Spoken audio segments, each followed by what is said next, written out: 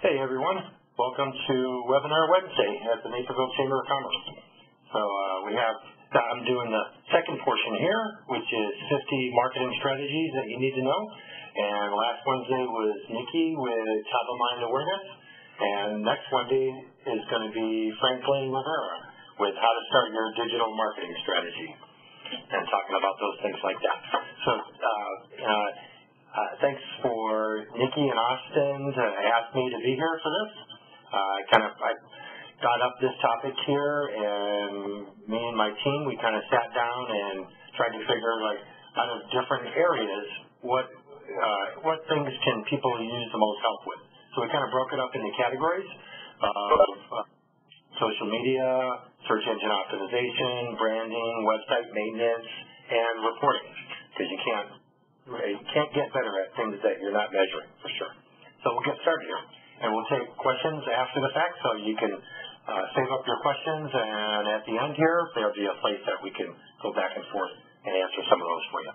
Besides that, we have seminars at our office every month, and they're more than welcome to meet with anybody if they want to just come into the office and talk about anything here. So education is always free around Design and Promote.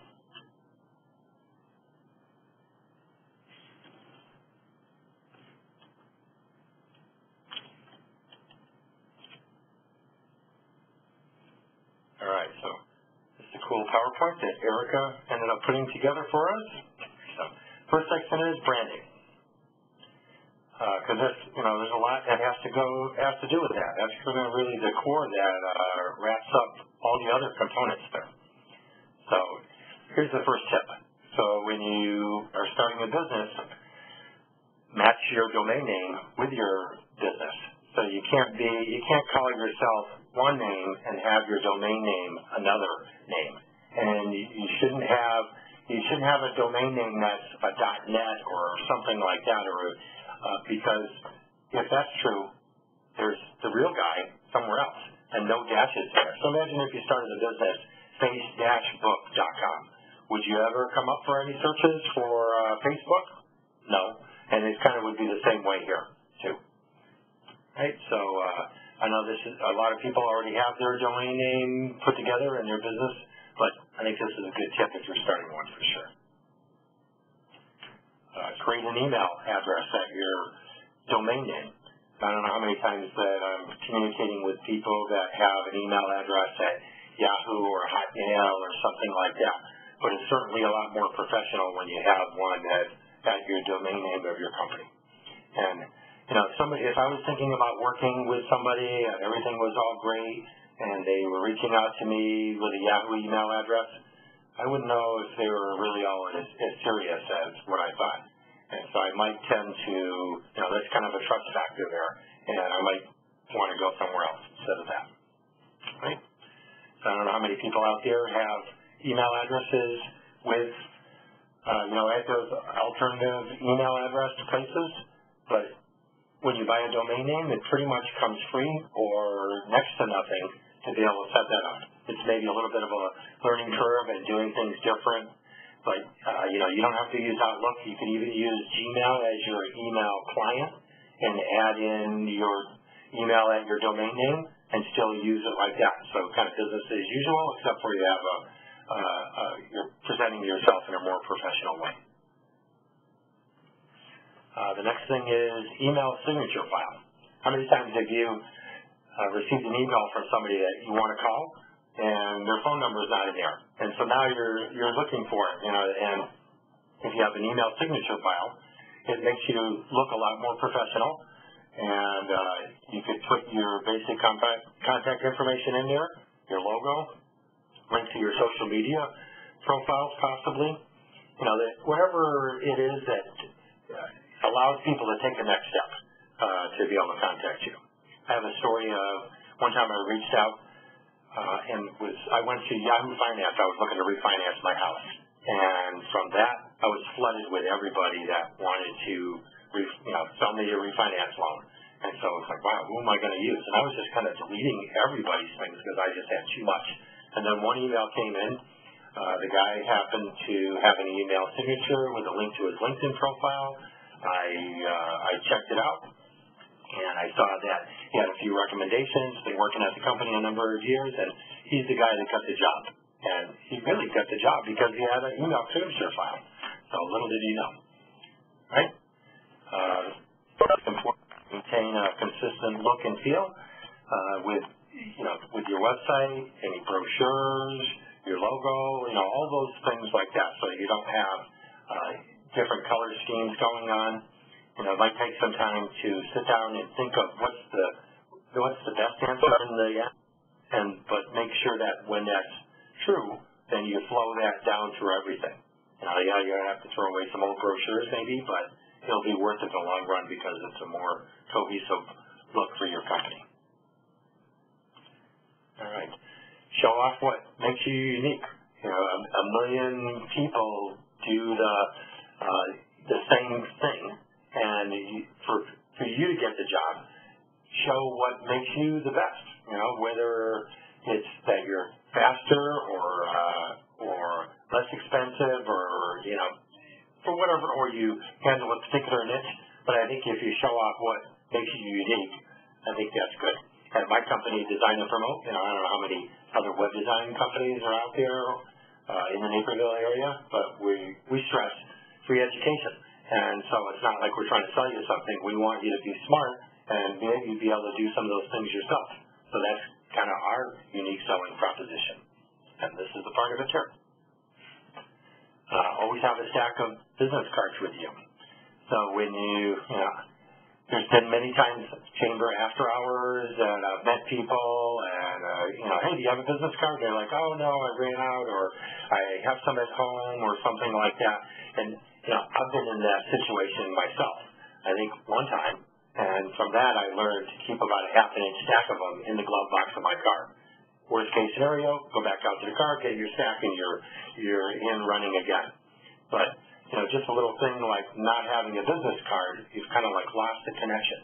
So most likely, people are not going to remember who you are or how to get connected back with you again.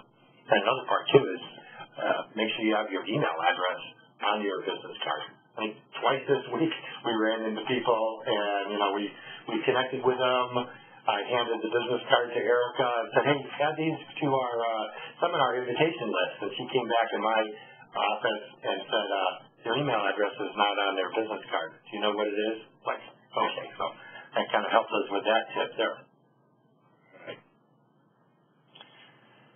When it comes to your website, don't include everything on your homepage.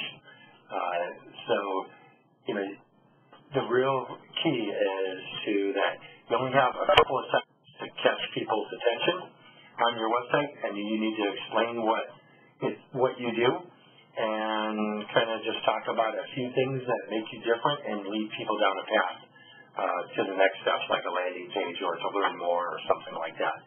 If you try to put every single thing on your homepage, it's like seeing the trees from the forest kind of thing. So it dilutes the power of that one message and what you're trying to really get across. All right, so that's tip number 7. Tip number 8. Think like your customer when you're building your website or brochures or anything else, really. Kind of listen to what they are asking in advance and answer those questions as you go through. And so, what am I trying to say? So, but in the end, it's like your customer is who you're building the website for. You're not building it for yourself. So, answer the questions that your customers are most likely asking you. If somebody is asking you what's the price of this or that, maybe it's a good idea to put a price there. Or maybe it's a good idea to let's schedule something else to talk about pricing or whatever. But either way, you want to make a smooth path so that people are going to flow through your website to the next step. All right. Offer something for free to collect name and email addresses. So when a lot of people visit your website and didn't maybe take a next step. And so you probably would have lost those people. But if you put in your website system a way of people downloading a white paper or PDF or signing up for a trial or really anything else like that. That you have just their name and their email address, then you've captured it, their things. I'm not saying like do any kind of hard sell to them, but what I would do is just connect with them in LinkedIn or something like that. Just some way of keeping connected with those people, and you kind of build up a pool of prospects, and that's going to work out better in the long run than just kind of letting people get away and go to the competitors. Right. Get your logo right from the beginning. So there's a lot of factors that go into creating a logo, and make sure it represents your company well and explains what it can do, and in its most basic form still gets the point across as this is you. And when you get it designed, make sure you get it in all the different versions. And there's been a number of times when someone said to us, okay, we want to make a website, and here's our logo.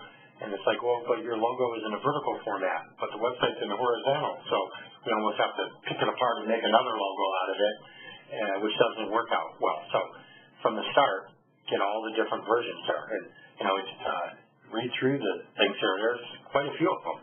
What about a logo that you even want to be on a colored background? So if your logo only has a white background, it's not going to work well on a red background. Brochure or something like that. So you need to make sure you get it even in a transparent background, and make sure it's in a vector format so that it can stretch to whatever size that you need it to be.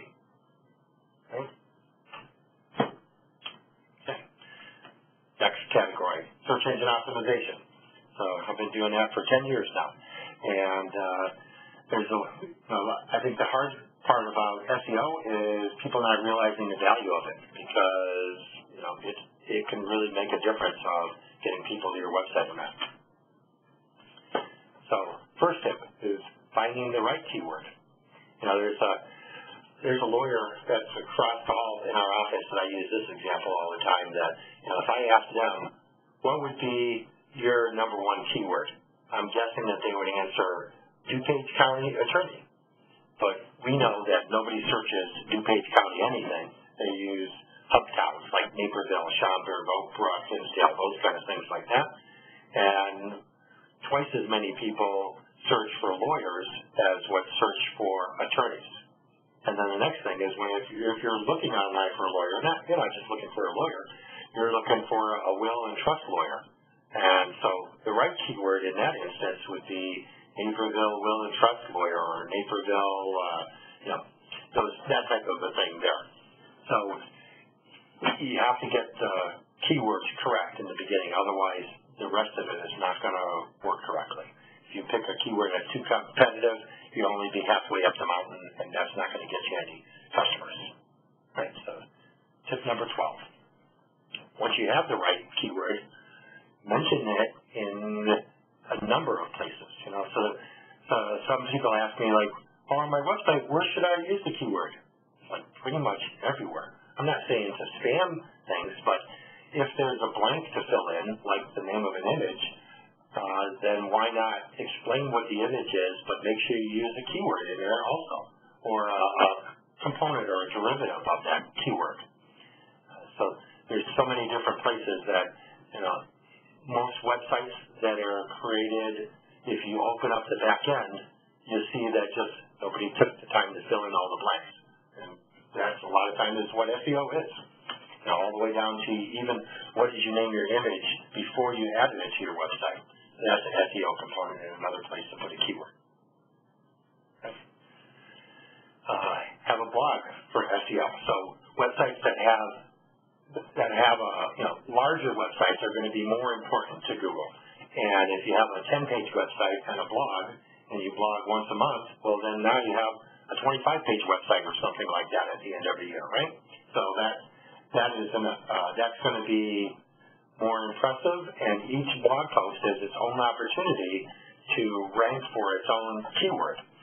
And besides that, it gives you something to talk about in social media, and that's it. So I think that if you're trying to do any sort of internet marketing, make sure that a blog is a component of that. And related to blogs, you've got to make sure that your blog lives on your website. Don't put it on Blogger or WordPress.com or somewhere else that's not right directly under your own domain name, because you want to kind of keep all the power right under your domain name, which would be making it more important. Write press releases. So if you have, there's a number of things that are, newsworthy. Hiring a new employee, winning an award. You could dream up things. I remember sitting with clients and like, well, we don't have anything to talk about in a press release. I was like, well, have you sponsored any nonprofits lately? And they're like, no. And I'm like, well, might be a good idea to do that. Now at least you have something to write a press release about. And if you distribute it to online press release sites, each of those provide a backlink back to your website, which would help with SEO. And at the same time, you can take a shortened version and send that to local media contacts, and you might have a chance at getting it picked up and the story having legs and going farther than that. Right? So here's a part about backlinks. So a backlink is where another website has a link to your website. So like when you join the Naperville Chamber of Commerce and there's a directory, that's a backlink back to your website. Those are like votes or citations in Google's eyes. And so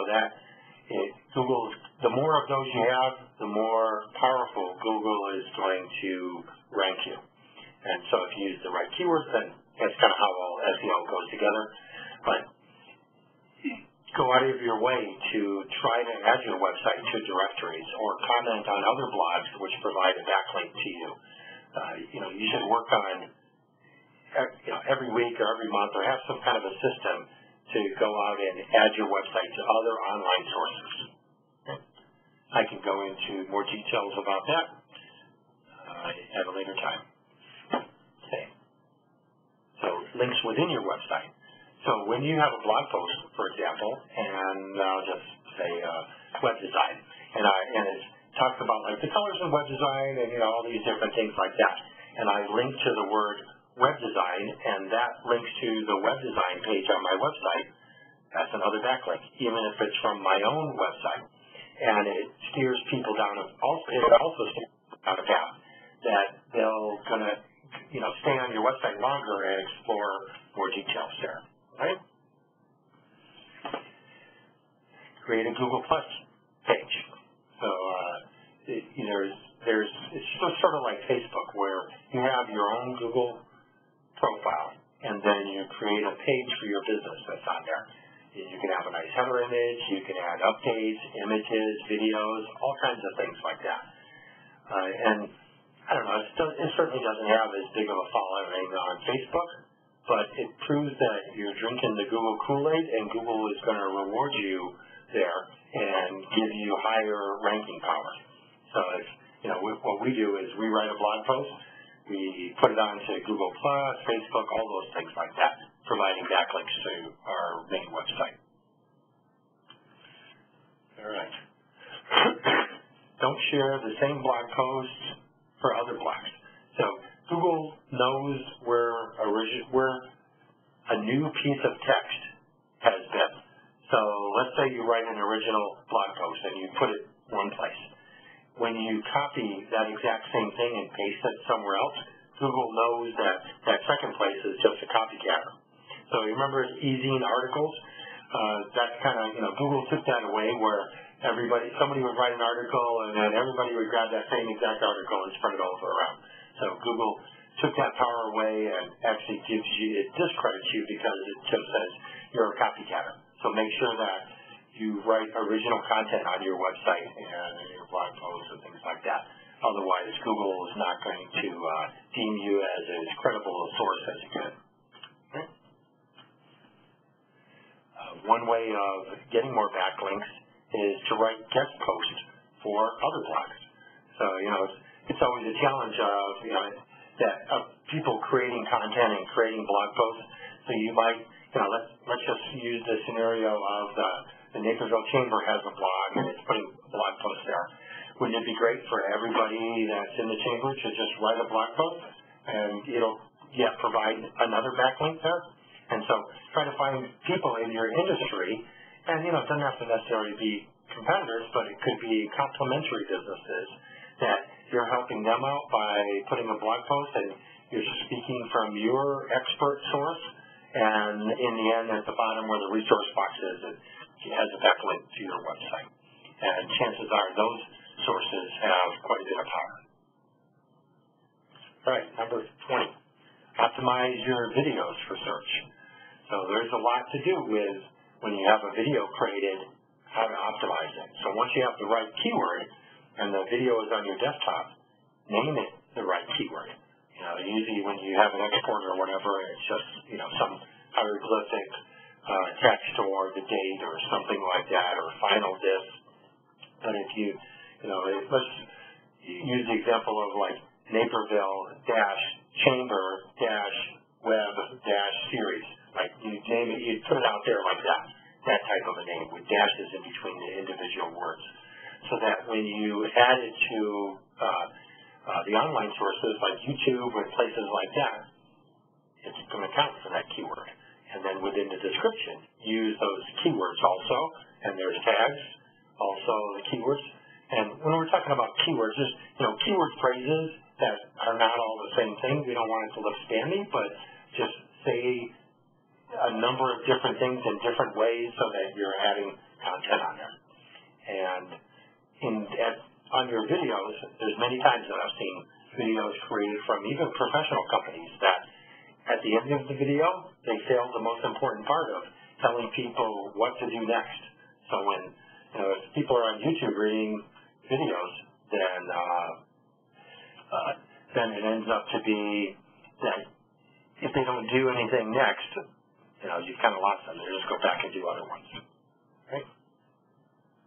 All right, the social media category. You can't just do social, you have to be social. Just like having a chamber membership, if just putting the money down for that and having your name in a directory is really not going to have much value if you don't work it and go and attend events and, all those things like that. The same way with social media. If you're not doing things on social media, then it's not going to work as well as if you are. Here's a couple tips for improving your LinkedIn profile. Under the contact information, there's a place to put 3 different links to your website. So select the section Other, and then put the link into maybe your home page, and then the other 2 to 2 other important pages on your website, or if onto some of your products or something like that, instead of just the one link that says My Website. Have a good profile picture, and the way I use LinkedIn is I go to an after hours. I've met a number of people. I have some business cards. By the end of that night, or for sure the next morning before I start anything else off, I add them as a LinkedIn connection and kind of mention them by name and says, hey, Julia, it was nice meeting you yesterday at the Chambers after hours. Let's connect on LinkedIn. And so most of the time, they are going to. And so all I have to do then next is to put some status updates in LinkedIn, and she's going to remember what I do. And when she has a need at some point in time, she's more likely going to remember me than somebody that didn't do that. Right? There's a lot to do with social media, and so I think people tend to just do social media when they've wrapped up everything else, which chances are you don't find time for it then. So the best way to do it is to figure out a social media calendar, and you line your important things out that you want to talk about, and the other events or something like that, and plan for it in advance. So if it's scheduled, it's more likely going to get done, and it's going to get done better too. Okay? Diversify your social media content. So if you put a blog post on there and you're going to talk about that on a number of social media places, don't just say the same thing. You got to talk to those different audiences. So some places like Facebook, you could probably put a few more words on. Twitter doesn't allow you to put much, so your message has to change to get the same point across there. and just kind of mix things up a little bit so that it doesn't look boring. I've been asked a number of times the best way to get a LinkedIn recommendation, and so I kind of put this together as like, here's the best way to get a LinkedIn recommendation is to give two.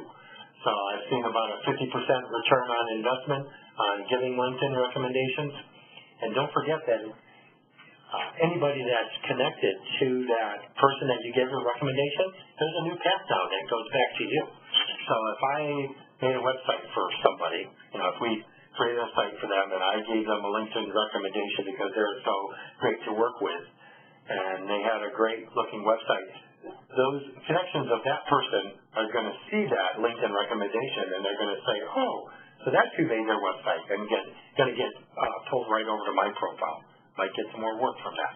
So I think it's important to thank people just using LinkedIn recommendations, and I wouldn't waste the time. There's a little button in LinkedIn that says, please recommend me. That's probably in my wheelhouse, that's probably about the best way to not get a recommendation, to tell you the truth. All right. Step number 26. Make the most of hashtags. So there's hashtags are a big factor of kind of like categorizing things or bringing it into people are searching hashtags. So if you can get your content into that same stream that other content is being, compiled under a certain category, then that'll be great. So there's some resources like keyhole.co that you can check, and you can search for different hashtags, and it'll show you which ones are popular and offer suggestions. A lot of times you can just look at, other popular content from other people too. But either way, if there's an opportunity to use a hashtag, then it's worth the time to do that. Number 27 is know when to post. And there's really no set answer for when to post. It all comes down to when is your target audience most likely online. So it depends upon who you're marketing to as to when they are.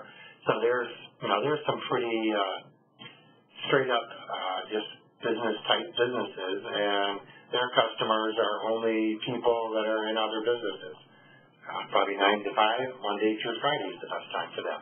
But other people like that, our target audience of design and promote is marketing directors, things like that.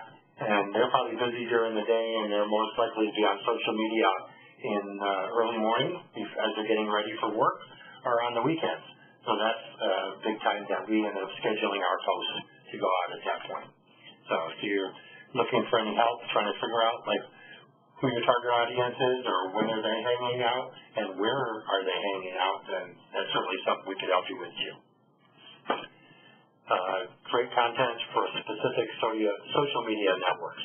So I kind of talked about that a little bit, but realize that each social media platform has a certain limits on what the amount of text you can have. Instagram is all video based. So kind of hone your content to match the social media place that you're going to put it on. Some people say things to me like, well, I did Facebook for a year, but it didn't make me any money. But I don't think that's a good answer. I don't think you can say it like that. Really, social media isn't necessarily a lead generation tool, but it's a way of validating your company and staying current and staying connected to your audience. So it's not necessarily like, well, I spent money on this ad and it didn't make me any money. So social media is not really about that. It's all about developing a following, helping them, and being known as a helpful resource, and going from there. Right? You don't have to be on all different social media channels. So if you only have a certain amount of time or budget or energy to spend on the things, figuring out what social media channel is your target audience hanging out at. So if you're you make cupcakes, let's say, you're a cupcake store. I think people aren't interested, and you can take some nice pictures of cupcakes. Pinterest would probably be a good channel, maybe not so much LinkedIn. If you're a financial advisor, I think you'd probably do best by spending most of your energy on LinkedIn and a little bit on Facebook, things like that. So just think of who your target audience is and where are they most active in social media. All right, on to the website maintenance category, because internet marketing stuff, it's not like you're just going to build it and walk away from it and it's just going to be good. So there's a number of things that you can do just to make sure that everything's safe. And there's also things that you can do to keep improving things constantly. All right, so the first part is have a good web host. It was funny. This is a true story from just this morning. We had a meeting with a guy that he just started a business probably about a year ago. Had a website created by a friend, and so then he was trying to step up his game, and he made an appointment with us, and he came in, and I was checking out his website in advance of him getting there, so I had to be a little bit more ready, but his website didn't come up. And I mentioned that to my employees, and I said, he's probably on GoDaddy. And sure enough, the website was down and he was on GoDaddy. So, he said, well, what if you were a customer? Exactly. So you have to make sure that you do the extra effort to make sure that you have a web host that's fast, easy to work with, and if there is any challenges, have a good tech support company. It used to be that we were a GoDaddy reseller and everything was great, and then they kind of started going downhill, and so we started recommending HostGator. HostGator was purchased by GoDaddy, so that that they went downhill, and so it's an evolution. Websites like a house, you can pick it up and move it to another plot of land pretty easily. That can be done in under an hour's time. Create new optimized landing pages all the time. So on a constant basis, think about creating new pages on your website, besides blog posts, but just things that talk about, our company, Design and Promote, if you do a Google search for Naperville web design, we're number one for that, and have been for quite a while. But if I want to be number one in Google for Lyle web design or Schaumburg web design or things like that, the way to do that is by creating a web page that is optimized for those particular keywords. So the further you stretch it, the larger your website is going to be, and each of those landing pages can be optimized for different keywords. All right. If you get your website recreated, chances are that the URL structure is not going to be the same. So maybe there was a link to a certain product page on your website, and that link is an important link, and people are going to there. But maybe you didn't take the time to make sure that it was redirected to the new product page. So take the time to go on the back end of your website and create 301 redirects that add people, that kind of direct people and link yous to the new places. So if you're at an old HTML website that, your page structure was .htm or .html, and you have a new WordPress website where it doesn't have that extension on the right, chances are that if you went to that old page URL, it would just come to a 404 page or an error page instead of the right place. Okay? Make sure that all pages on your website have a call to action. So when we talk about call to action, it doesn't mean a buy now button or something like that. It's just figuring out a popcorn trail of where a lead flows through and take them down the next step. So maybe it's download a white paper. Maybe it's watch our videos. Maybe it's learn about this product in more depth. Something like that. But if you don't tell them to go to the next place, most likely they'll probably just close that page and go back and do what they were doing before. So you have to kind of hold them by the hand a little bit and imagine where they're going and try to make it easy for them. make sure your website is a responsive website and it's mobile friendly. So there's a number of ways of making a website mobile friendly. One of them is responsive design, so that the same elements on your website resize themselves depends upon what size the browser is. So if you have a header graphic and you're looking at your website on a tablet, then that graphic is going to be a little bit smaller. And then if you look at it on your phone, it's going to be a little bit smaller yet. As opposed to the other way of making your website mobile friendly is there's some little mobile apps that can be hooked into your website that could do it that way. But there's always going to be new screens and new things like that. So if you have a responsive website, it's going to be more important. And having your website, Google had just said, I think a few months ago, that there's actually more mobile traffic using Google than there is desktop traffic. So, if it's not here yet, that people are on your website mobile, it's only going to be true in the future, most likely. Okay. Have a website backup strategy. So, it's important, and I've seen it happen a number of times where, people lost their website. It was hacked, or they forgot to pay their hosting account, or their email address changed, and so the renewal notice didn't go to the right place, and in the end, their website was gone. So they no longer had access to it. And so if you have a backup strategy in place, all the way down to the level of get that file off of the hosting account and somewhere else, move it over into the cloud on Amazon, bring it down to your desktop, FTP it to your server in your back room or something like that. But just so that you have a copy of it, it's on a schedule, it's making backups, and if you are editing your website or adding new content and something goes wacky, then you can always just go back to the backup file and restore it. Right? We talked about 404 error pages a minute ago. Like, if somebody goes onto a page on your website and that there is no page, what happens? You should try that on your website. Just, go to your domain name /test and see what it looks like. You have an opportunity to kind of bring people back into your website again if you have a 404 error page that has some of the different categories, the most important pages on your website, a link to your contact page. You've probably seen some successful ones like, whoops, that page is no longer there, but would you like to see this or this or this?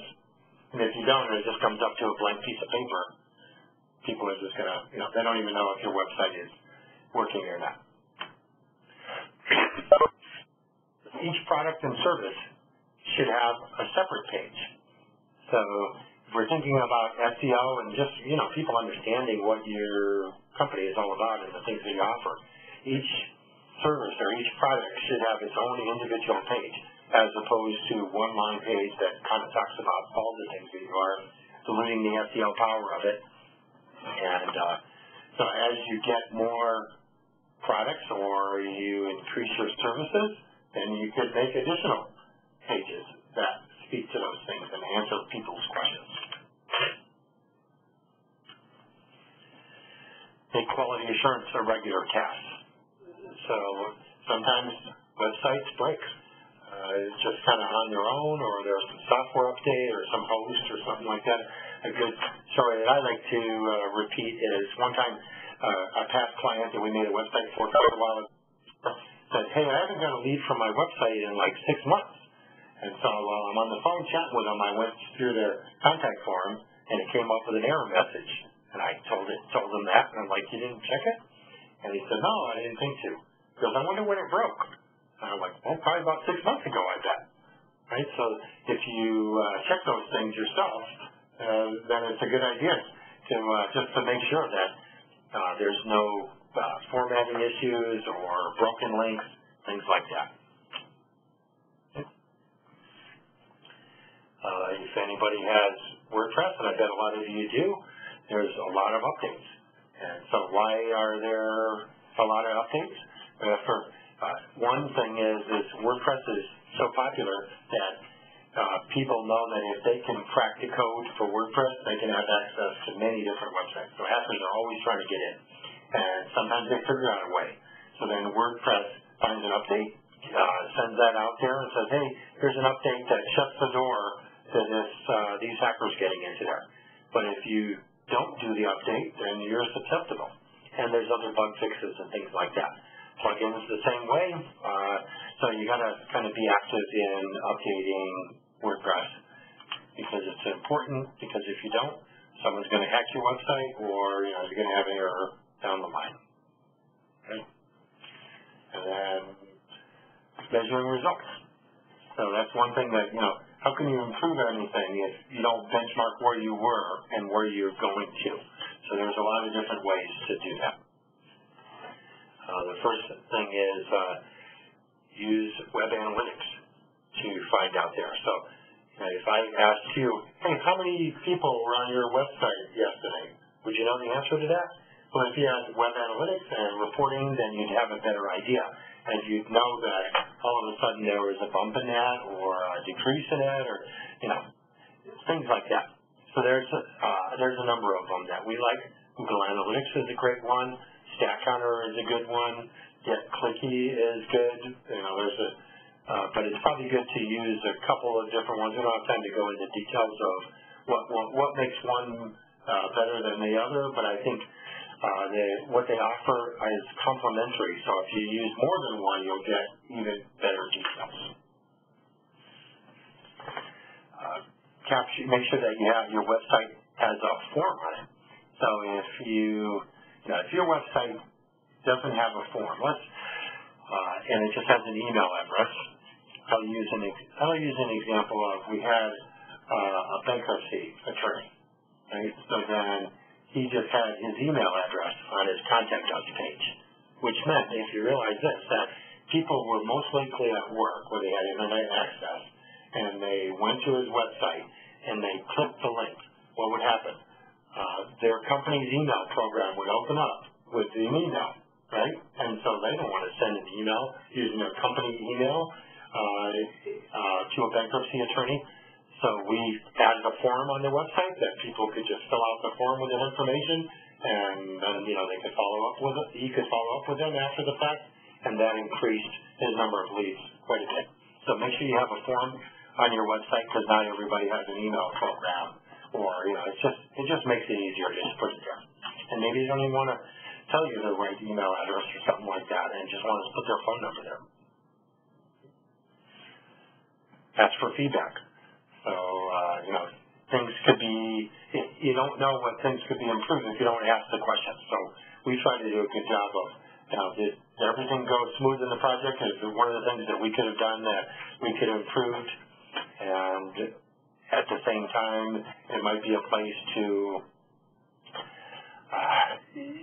for them to say, yeah, everything was great, and remind them that a testimonial might be a great thing at the same time, too. But the main thing is just to learn to improve things better. A/B split testing. So there's a number of different A/B split testing programs that you can put onto your website. It's a monthly fee, and it allows you to easily change things like the color of a button or the text that you put on this widget area or something like that. And so I've seen some eye-opening information related to A/B split testing. So it's like, you go from 5% capture to 50% or something like that. Just because you said the right things, it was the right color, the right position, you kind of, that it worked that way. So it's nothing ever that's written in stone. Even that page that was 50% lead capture could be improved by additional A/B split testing. So there's always things that you could do to make it better. You could go back on your website analytics programs and see which blog posts are the most popular. One of the things that we did at our company was I noticed that there were some infographics that Erica had created that a lot of people were linking to. And it was like, wow, that was great. I didn't realize that, I saw people liking them on Facebook, but I didn't know that they were kind of pointing back to them on our website as much as they were. And so that kind of meant to me, do more of those. So there was, if I was not looking to see what pages to our website had the most traffic, I wouldn't have noticed that. Track phone numbers. So you can, if you only have one phone number for all your marketing, and somebody calls in on the number, you're kind of left with, how did you hear about us? But if you have different numbers, and you can even get a Google Voice phone number for free that just redirects to your main number, and then you could track it like that. And let's say you made a landing page, or you have an advertising channel, and you have a different phone number on here. Now you're going to know how effective that marketing channel was to you. And it doesn't take a lot of work to put it together. Okay. Having your leads flow directly into a CRM program like Salesforce, or there's what's another one? I can't think of it now, but there's many different CRM programs, and you could have that email just come to you, and then you have to put it in the CRM. But it works a lot better if that lead just goes right into your CRM, and then you could add additional information to it. And with leads on there, you're more likely to follow up on them. And then if you're starting a newsletter campaign, you can grab their email addresses. It just makes it a lot better than having all your prospects in one place, like a CRM as opposed to a spreadsheet or maybe nowhere. So I think it's easy like that. All right. Set up goals in Google Analytics. So a goal is like a little trigger in Google Analytics that says, if someone goes to this page, then count that.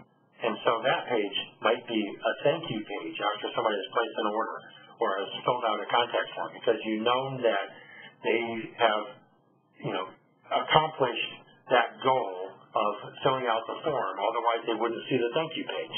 So if you set up the goal, then now you can really look and see what your lead sources are, and you could look through there. Now you can get a better idea of, so if this marketing channel provided more lead sources, now you know to do more of those.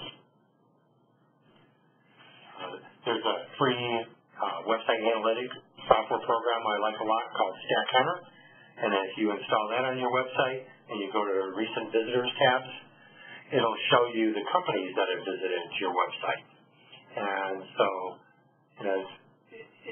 if you know what target audience, or the title of people that are going onto your website, and you know what company it is, it's not too much of a leap of faith to figure out who that person really was. And you could connect with them in LinkedIn. You could go to Jigsaw, get their email address, and add them to a newsletter list or something like that. So there's whole companies that do all this. Like VisitStat is one of them. We're a business partner of VisitStat. That is a whole system, but using Stack Counter and a little bit of just work, a little bit of labor, you can get that information for free. How many backlinks are to your website? Probably nobody knows that question. Not too many people know the answer to that question. So there's a source that we use all the time called Majestic SEO, and it'll count how many backlinks that you have. And so, you should benchmark that and kind of, so that as you get more backlinks, you can see which ones work the best and which ones were the easiest to get. So just measuring how many you have today so that you can see how many you have later on, and you can measure the improvement. And then we're at the end. So hopefully everybody enjoyed that. What I wanted to talk about a little bit was Franklin Rivera next Wednesday for how to start your digital marketing strategy, tools, tips, and tricks. Franklin's a great guy. I know him really well, and he's going to have his angle on some of the strategies that he's an expert with. All right, so does anybody have any questions?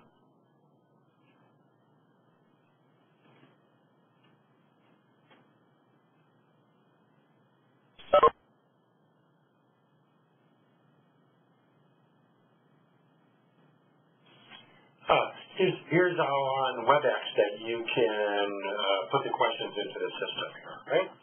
So you just select chat, send questions to presenter, type your question, and then I'll see it on my screen and can answer everybody's. And like I say, if anybody has additional questions beyond this, more than welcome to stop by our office, have an appointment, and go from there.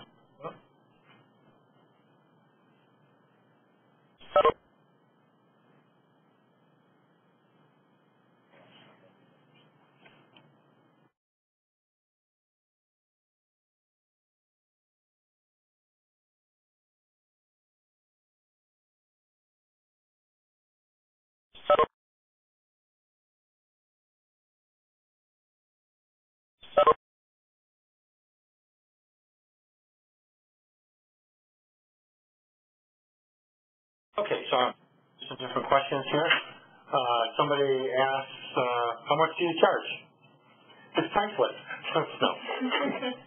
At one point in time, let's just talk about like SEO part of it. I needed an answer to kind of an easy question now, but I didn't know the answer when I was first starting out. And I called a number of SEO companies, and basically they wanted just to sell me a bank of hours or something like that I could get my answers. But education is always free. So some of the things that you can do yourself, I'm happy to point you in the right path that you can do them. Beyond that, any number of, we have packages put together. You could hire us to do individual tasks or hourly, so that's all over the place. Okay, any other questions? So the next question is, when's your next in-house presentation? So when we put this thing together for the chamber, 50 internet marketing tips, we figured we didn't want to waste it, and so we are going to have an in-house seminar at our place on tomorrow at 3 o'clock. But I think it's a full house then, and so we do one every month. Just reach out to us, find us on Facebook or off our website. Give us your email address, and we'll be happy to add an invitation to our next one. We haven't dreamed that one up yet.